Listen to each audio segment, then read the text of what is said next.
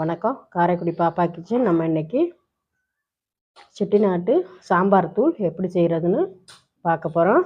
அதுக்கு என்னென்ன தேவைன்னு பார்ப்போம் வாங்க. பாருங்கள், 100 கிராம் கடலைப்பருப்பு, 100 கிராம் மல்லி, 50 கிராம் துவரம்பருப்பு, 50 கிராம் உளுந்தம்பருப்பு, 25 கிராம் வெந்தயம், மஞ்சள் அந்த மாதிரி இடித்து, மஞ்சளையும் மிளகையும் இந்த மாதிரி இடித்து வச்சுருக்கேன். ஜீரகம் 25 கிராம், 50 கிராம் மிளகா, இது கருவேப்பிலை. இப்போ எல்லாத்தையும் ஒன்று ஒன்றா தனித்தனியாக வறுத்து எடுத்துக்குவோம்.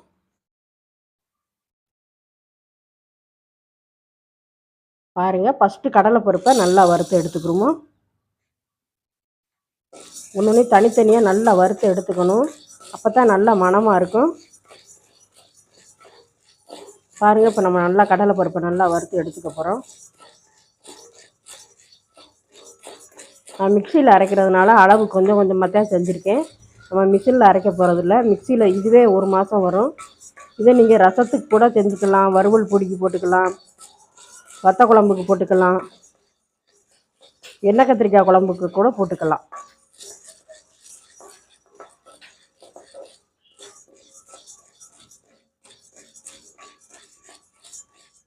நான் மிக்சியில் அரைக்கிறதுனால அளவு கொஞ்சமாக எடுத்திருக்கேன். நீங்கள் மிஷினில் அரைக்கிறதுனா இன்னும் இதே மாதிரி கொஞ்சம் அதுக்கு அது கூட்டிக்கிற வேண்டியதேன். டைம் எடுத்துக்கிறோம்.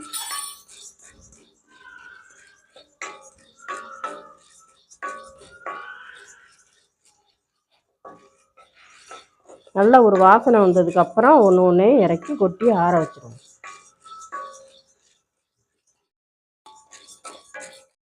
கடலைப்பருப்பு வந்துடுச்சு. இப்போ கடலைப்பருப்பை கொட்டிடுவோம். போட்டுக்கிறோமோ. நல்லா கைவிடாமல் வறுத்துக்கணும். நம்ம கொஞ்சம் இதை ஒன்றா கூட அப்படியே கருகி போயிடும். கைவிடாமல் வறுத்துக்கணும்.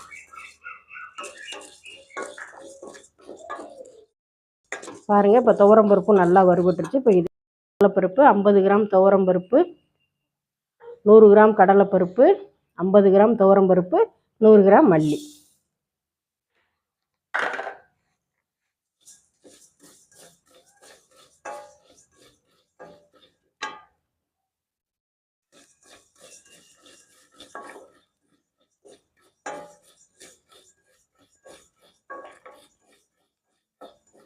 மல்லியவும் நல்லா கைவிடாமல் வறுத்துக்கோங்க.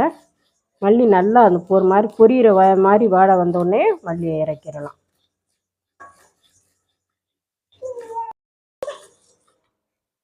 பாருங்கள், இந்த மல்லி நல்லா வறுபட்டுருக்கு. இப்போ மல்லியவும் இப்போ வறுத்துக்கிறோம்.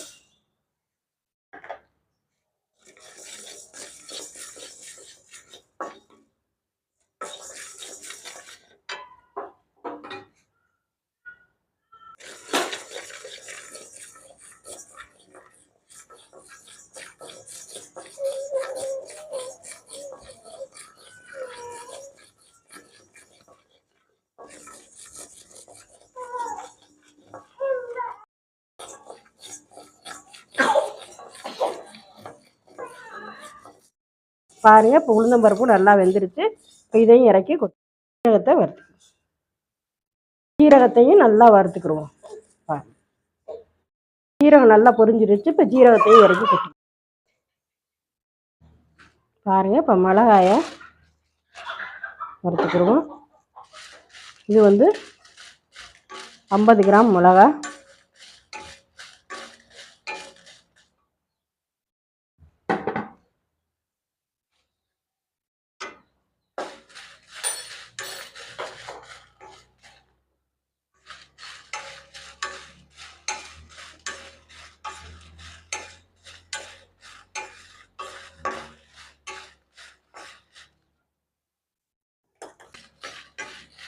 நீங்கள் அளவுகளை மட்டும் கூட குறைச்சி எடுத்துக்கோங்க.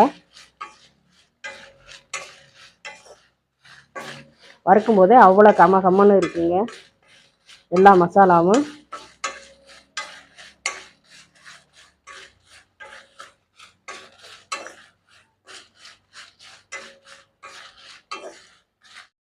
இல்லைன்னா மிளகா கருகி போயிடும். பாருங்கள், இப்போ மிளகாயும் நல்லா வறுபட்டுருச்சு. இப்போ மிளகாயும் இதோட இறக்கி நம்ம கொட்டிக்கிடுவோம்.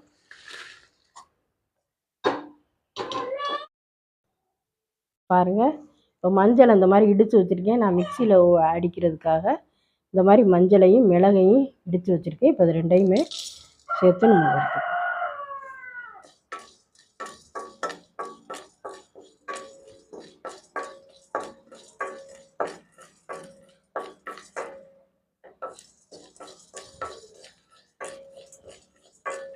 கருவேப்பிலையும் அப்படியே சேர்த்துக்கிறோம். கருவேப்பிலையை நல்லா கழுவி எடுத்து வச்சுருக்கேன். கருவேப்பிலையும் இந்த மாதிரி சேர்த்து வறுத்துக்கணும். கருவேப்பிலை நல்லா நல்லா முறுமுறுன்னு வர்ற வரைக்கும் நல்லா வறுத்துக்கிறோம்.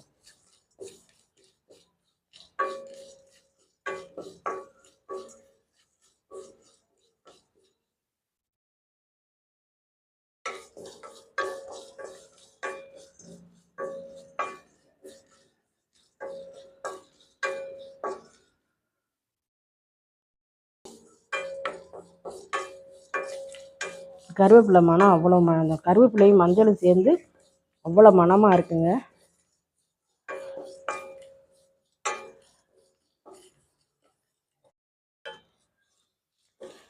பாருங்கள், நல்லா கருவேப்பிலையும் மஞ்சளும் நல்லா முறுமுறுன்னு வறுபட்டுருச்சு. பாருங்கள், இந்த மாதிரி நல்லா முறுமுறுன்னு வறுபட்டுருச்சு. இப்போ இதையும் இறக்கி நம்ம கொட்டி வறுத்துக்கிறோம்.